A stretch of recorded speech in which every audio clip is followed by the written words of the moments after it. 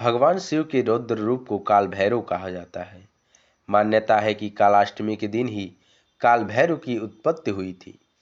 कालाष्टमी के दिन पूजन के समय बाबा काल भैरव की कथा जरूर पढ़ने व सुननी चाहिए।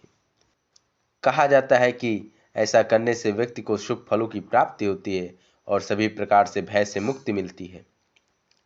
हर साल काल भैरव की जयंती मनाई जाती है। इसे कालाष्टमी के नाम से भी जानते हैं। इस दिन भगवान शिव के रौद्र रूप काल भैरव की उत्पत्ति हुई थी। बाबा महाकाल को कई नामों से जाना जाता है, जिसमें से एक काल भैरव भी है।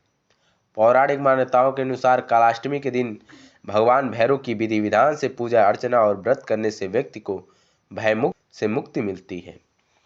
इसके साथ ही उसके जीवन की परेशानियां धीरे धीरे दूर हो जाती है। कालाष्टमी के दिन पूजन करने वाले सभी भक्तों को भैरव बाबा की कथा का पाठ जरूर करनी चाहिए व सुननी चाहिए। ऐसा करने से पूजा का फल माना जाता है। शिव पुराण की कथा के अनुसार एक बार ब्रह्मा जी सुमेरु पर्वत पर बैठकर ध्यान मग्न थे। तभी देवता उनके पास आए और हाथ जोड़कर नमस्कार किया। उसके बाद पूछने लगे कि इस संसार में अविनाशी तत्व क्या है। जिस पर ब्रह्मा जी बोले कि मुझसे बढ़कर कोई भी नहीं है। मुझसे ही संसार उत्पन्न हुआ है। मेरे ही कारण संसार प्रवृत्त और निर्मित होता है। ब्रह्मा जी की ऐसी बातें सुनकर वहां बैठे विष्णु जी को बहुत बुरा लगा। तब ब्रह्मा जी को समझाते हुए बोली कि आप इस प्रकार अपनी प्रशंसा न करें, क्योंकि मेरी ही आज्ञा से आप सृष्टि के रचयिता हो। उसके बाद दोनों ही आपस में खुद को उच्च सिद्ध करने के लिए वेदों का स्मरण किया। जिसके बाद उन्होंने चारों वेदों से अपनी श्रेष्ठता के संबंध में पूछा। तब ऋग्वेद ने भगवान शिव का स्मरण करते हुए बोले, हे ब्राह्मण, हे श्री हरि, जिसके अंदर पूरा भू निहिते हैं, वह भगवान शिव ही है। तब यजुर्वेद बोले कि उन परमेश्वर भगवान शिव की कृपा से ही वेदों की प्रामाणिकता भी सिद्ध होती है। उसके बाद सामवेद बोले कि जो समस्त संसार के लोगों को भरमाता है और जिनकी कांति से सारा विश्व प्रकाशमान है, वह त्र्यंबकम महादेव जी हैं। वेदों की बातें सुनकर ब्रह्मा बोले, हे वेदों, तुम्हारे वचनों से सिर्फ तुम्हारी अज्ञानता ही झलकती है।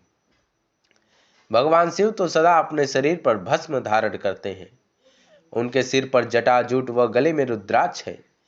वे सांपों को भी धारण करते हैं। भला शिव को परम तत्व कैसे कहा जा सकता है? उन्हें परम ब्रह्मा किस प्रकार माना जा सकता है? ब्रह्मा जी और श्री हरि विष्णु के इन वचनों को सुनकर हर जगत मूर्त और अमूर्त रूप में विद्यमान रहने वाले ओमकार बोले, भगवान शिव शक्तिधारी हैं, वही परमेश्वर हैं तथा सबका कल्याण करने वाले हैं। वे महान लीलाधारी हैं और इस संसार में सब कुछ उनकी आज्ञा से ही होती है। लेकिन इसके बाद भी उनका विवाद खत्म नहीं हुआ और झगड़ा बढ़ता गया। ब्रह्मा और विष्णु विवाद खत्म ही नहीं हो रहा था। तभी उन दोनों के बीच में एक विशाल ज्योति प्रकट हुई, जिसका न तो कोई आरंभ था ना ही कोई अंत। उस अग्नि से ब्रह्मा जी का पांचवा मुख जलने लगा। तभी भगवान शिव वहां प्रकट हुए। जिसके बाद ब्रह्मा जी ने शिव जी से कहा कि तुम मेरी शरण में आओ, मैं तुम्हारी रक्षा करूंगा। तुम मेरे सिर से ही प्रकट हुए थे और तुमने रोना आरंभ कर दिया था, जिससे मैंने तुम्हारा नाम रुद्र रखा था। ब्रह्मा जी की बातें सुनकर शिव जी को क्रोध आ गया और सुनते ही उनके रौद्र रूप काल भैरव की उत्पत्ति हुई। काल भैरव ने घमंड में चूर ब्रह्मादेव के जलते हुए सिर को काट दिया। इससे उन पर ब्रह्मा हत्या का दोष लग गया। तब भगवान शिव ने उनको सभी तीर्थों को भ्रमण करने का सुझाव दिया। फिर वे वहां से तीर्थ यात्रा पर निकल गए। पृथ्वी पर सभी तीर्थों का भ्रमण करने के बाद काल भैरव शिव की नगरी काशी में पहुंचे। वहां पर वे ब्रह्म हत्या से दोष मुक्त हो गए। बोलिए काल भैरव महाराज की जय।